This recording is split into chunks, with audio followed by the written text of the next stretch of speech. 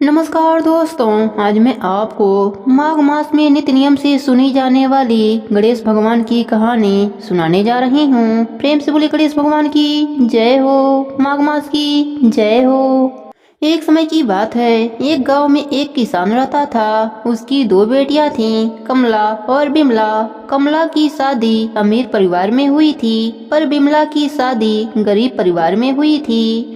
अमीर होने के कारण कमला घमंडी हो गई थी। उसने बिमला को अपने घर पर काम पर रख लिया। बिमला उसके घर का सारा काम करती और बदले में कमला उसे बचा हुआ खाना दे देती थी। बिमला सीधी साधी थी, नेम धर्म से रहती थी।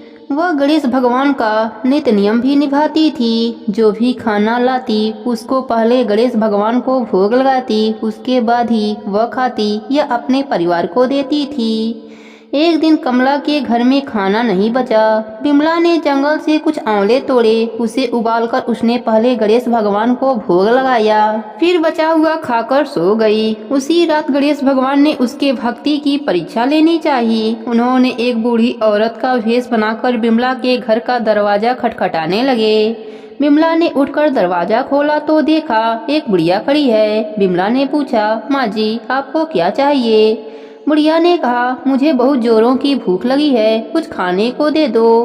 बिमला ने कहा, माँ जी मैं बहुत गरीब हूँ, खाने को कुछ भी नहीं है, बस उबले हुए आंवले रखे हैं, आप खाएंगी? गणेश भगवान बुढ़िया माई के रूप में बोले, हाँ लाओ।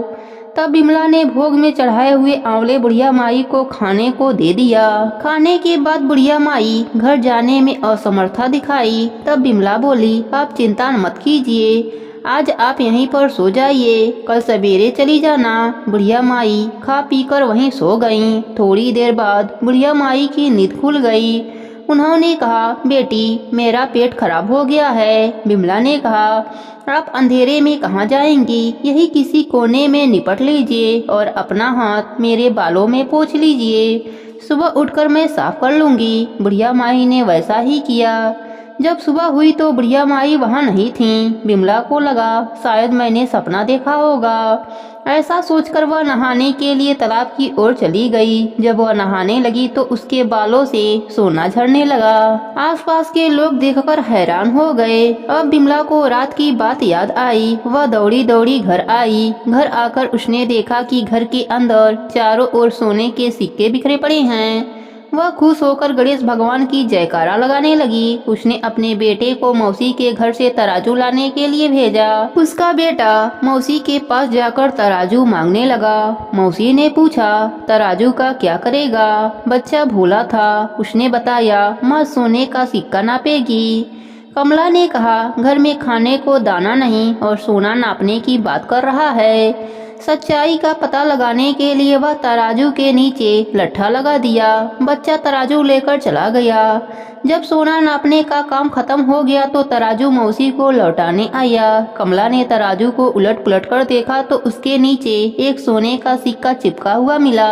वह हैरान रह गई और उसे विश्वास हो गया कि बिमला बहुत ही धनी हो गई है, इसलिए काम पर भी नहीं आई। वह दौड़ी दौड़ी बहन के घर पहुंची और उससे पूछा, तुम्हारे पास इतना धन कहाँ से आया? बिमला सरल स्वभाव की थी। उसने सारी बातें अपने बहन को बता दिया। कमला को लालच आ गया। कमला लालचवश गणेश भगवान का नित्य नियम निभाने लगी और रोज जंगली आंवले का गणेश भगवान को भोग लगाने लगी। एक दिन गणेश भगवान उसे सबक सिखाने के लिए बूढ़ी औरत का भेष धरकर उसके घर गए। वह बुढ़िया को बैठाकर वही उबला हुआ आंवला दिया। आंवला खाकर गणेश भगवान का पेट खराब हो गया। उसने कमला के सारे घर को गंदा कर दिया। जब सुबह कमला की नींद खुली तो उसने देखा सारा घर गंदगी से भरा पड़ा है और बदबू कर रहा है। कमला गंदगी को साफ करने लगी, पर गंदगी बढ़ती ही जा रही थी। वह परेशान होकर बिमला के घर गई। उसने बिमला को सारी बात बताई। बिमला ने कहा, तुम्हारे पास खाने का इतना सामान था, फिर भी तुमने उबले हुए आंवले गणेश भगवान को खिलाए। इसी कारण गणेश भगवान का कोप तुम पर हुआ है। कमला को अपने गलती का एहसास हो गया। वह गणेश भगवान से क्षमा मांगने लगी। गणेश भगवान ने उसको माफ कर दिया और अपनी माया समेट लिया।